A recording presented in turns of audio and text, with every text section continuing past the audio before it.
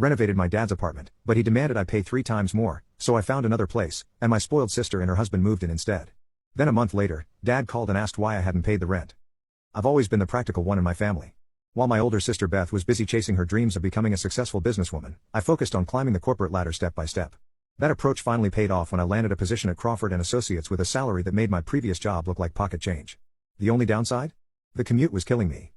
2 hours each way meant I was spending 4 hours a day just getting to and from work. After 2 weeks of this nightmare, I knew I had to find a place closer to the office.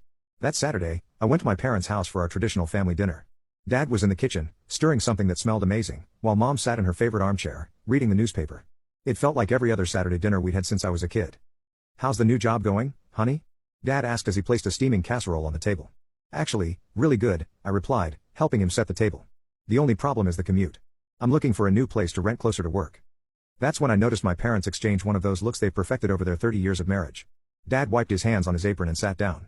"You know, Andrew," he said, "we might have a solution for you. Remember Grandpa Henry's old apartment? The one I inherited?